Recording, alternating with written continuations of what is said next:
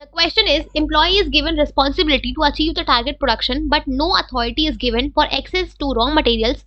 Identify which principle of management is violated.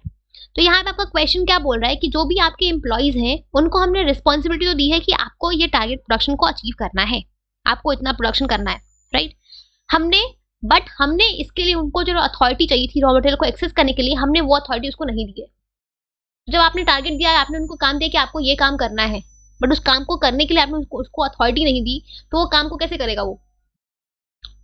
अगर आपने अपने एम्प्लॉय को प्रोडक्शन का टारगेट दिया है, अगर आप प्रोडक्शन को करने के लिए हमें रॉ मटेरियल चाहिए होंगे ना, जब आपने उन रॉ मटेरियल का एक्सेस के लिए उनको अथॉरिटी ही नहीं दी, तो वो प्रोडक्शन कैसे करेंगे, वो टारगेट को अचीव कैसे करेंगे, राइट। तो यहाँ पे कौन से प्रिंसिपल ऑफ मैनेजमेंट का वायलेशन हो रहा है? वो है आपका अथॉरिटी एंड रिस्पॉन्सिबिलिटी का, जो ये बोलता है कि फ्यूल का जो प्रिंसिपल है अथॉरिटी एंड रिस्पॉन्सिबिलिटी का, इसके अकॉर्डिंग क्या है कि हमने जो भी अथॉरिटी डेलीगेट करी है और जो भी रिस्पॉन्सिबिलिटी को असाइन करा है, उनके बीच में एक प्रॉपर बैलेंस होना चाहिए।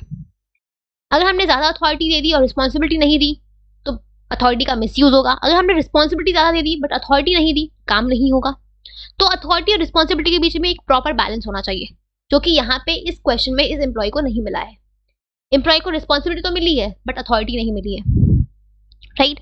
तो अथॉरिटी और रिस्पॉन्सिबिलिटी के बीच में एक प्रॉपर बैलेंस होना बहुत जरूरी है, ताकि जो काम है वो अच्छे से हो सके। इस चीज को इंश्योर करने के लिए अथॉरिटी और रिस्पॉन्सिबिलिटी के बीच में एक प्रॉपर बैलेंस होना बहुत जरूरी है। तो यहाँ पे जिस प्रिंसिपल को वायलेट किया गया है वो है आपका अथॉरिटी एंड रिस्पॉन्सिबिलिटी का, दैट इज ऑप्शन नंबर 1, ठीक है।